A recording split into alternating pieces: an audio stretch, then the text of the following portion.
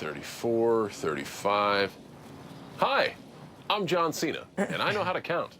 In fact, knowing how to count could change your life on Super Bowl Sunday.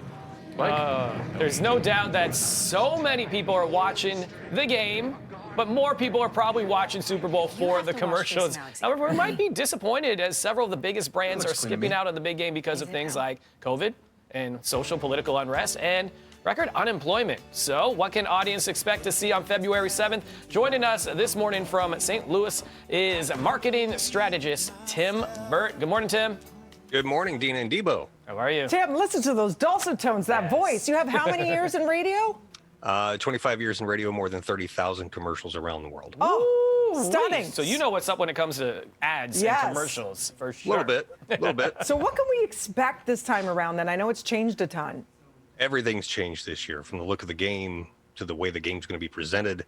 And the ads, you know, we really think of Super Bowl commercials kind of as a snapshot of where we are as a society and a country. You're going to see some pandemic stuff. You know, the unemployment rate, as you mentioned, Debo. You're going to see ads for like Indeed.com telling people, look, there are jobs available, apply, and, you know, upload your resume. And also they're looking for employers to say, hey, we're hiring. So it's going to be, we're going to see some humor, but we're going to see a lot, I think a few ads with a more serious tone this year. And for some of those, you said something like Indeed, are they still paying that big price tag to be on there? Yeah. Last year it was 5.6 million for 30 seconds on average. This year is 5.5 million. But you look, you're getting, even last year, which was one of the lowest rated Super Bowls in modern times, you still had 100 million people watching. Wow. So, Yeah. you know, you talk about 100 million people, that's a pretty wide net. So you're going to hit a lot of people, but you want to hit the right people. Not only that, I'm going to argue it's going to be more of an active audience as opposed to passive, because people aren't just yucking it up with their friends and having 15 people in the living room. It's just them by themselves with one. It's going to be a lot quieter. They're going to pay attention to those ads a lot more. Yeah, you're probably right. There's going to be a lot more social activity, especially, well, you know, Twitter and, you know, Facebook and things like that. So, yeah, it's going to be different on practically every level this year. All right, let's take us through a few of these ads that we've got that we're going to see this year. Jason Alexander, what's he doing?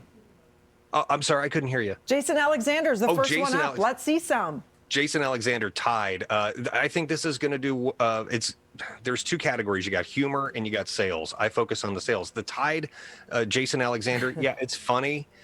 Does it make people want to buy Tide? Maybe. You're laughing. How's about this one? We love this couple, Ashton Kutcher, Mila Kunis. What are they up to with Shaggy? The Cheetos, yeah. You know, Cheetos and Doritos are in a really odd category because they really have no competition. So they can afford to be goofy and funny and stupid and whatever. So, you know, if the goal is to get people to say Cheetos, Doritos, fine. And you're craving I like snacks. It is enjoyable, though.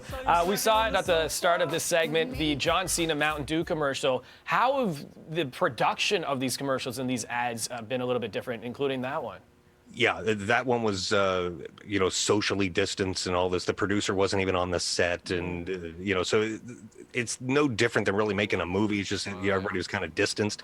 I don't know that that's going to be a big thing going forward. People still going to want to get on set. But I'm glad you brought that spot up, because that, to me, is going to be a huge winner, because you could win $1 million by counting the number of bottles in the commercial. And that forces you to watch it over and over and over again. And at some point, that target audience is going to go, wow, I bet this actually tastes pretty good. So I might want to go buy a bottle. So you think that one's going to win out of all of them? If you talk about sales, I think that one's going to do extremely well. Plus, you add in the Twitter component. Yeah, that's a recipe for success in my book. Now, I hear you have a all-time favorite Super Bowl commercial. Which would it be? There's so many to choose from over the years, right? Absolutely. It's the one that started this whole thing. This is the reason why we're talking this morning. Apple's 1984 commercial. Oh, wow. If you've never seen it, it's 37 years old, and we still talk about it to this day. This commercial broke the mold. Directed by Ridley Scott, Steve Jobs pushed it. This commercial almost didn't make it to air. So when you talk about Steve Jobs changing the world in two ways, he did it with the Apple products. Wow. He also did it with Super Bowl commercials, because he begged and he basically imposed his will and said, we're going to air this. And it's a good thing he did, because we still talk about it to this day. It became this, you know, mini feature film. in a sense. It really did. And the crazy thing about that commercial, they never showed the product. Oh, wow. It was just enough That's curiosity so piqued in the true. production of Yeah. it. This was a teaser of teasers. It's just brilliant. And Tim, I'm going to put you on the spot real quick here. Sorry. Do you know how much that ad cost them? That ad, I think, was around 100,000, 150, 200, somewhere around there. In today's dollars, I don't know what that would equate Right. to, but it was still expensive. I mean, you had a massive set, and it still pays off to this day. Wow. Tim, we're very proud. You know, us being from Toronto, Canada here, we're very excited about The Weeknd performing the halftime show.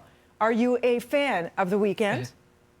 Remember your audience. I've heard a few of the Weeknd songs. They're not bad, not really my thing, but you know, Fair.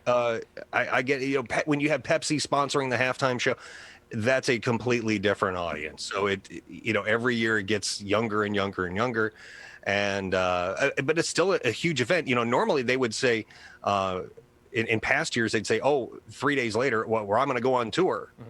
They use this as the launching platform for Yeah. their tour. Probably not so much this year. It's gotta going to be. postpone I yeah, would say. he actually. So go he ahead. actually announced that he had a tour already planned. So he announced that he's pushed that now and all whole brand new dates for 2022. He did that yesterday with that announcement, and he put out a kind of greatest hits, a highlights album today as well. So We've I know gotta what you're go, saying though. It's Tim. usually the next day. You're right. Tim, we've got to Yeah. go. Who's going to take it? Chiefs or Buccaneers? Oh, Bucks. Okay, put the Bucks on Brady. Bucks. All Could you right. do us a favor with your gorgeous voice and say Foodie Fridays up next on BT? Coming up next on DT, Foodie Friday. Touchdown. Touchdown.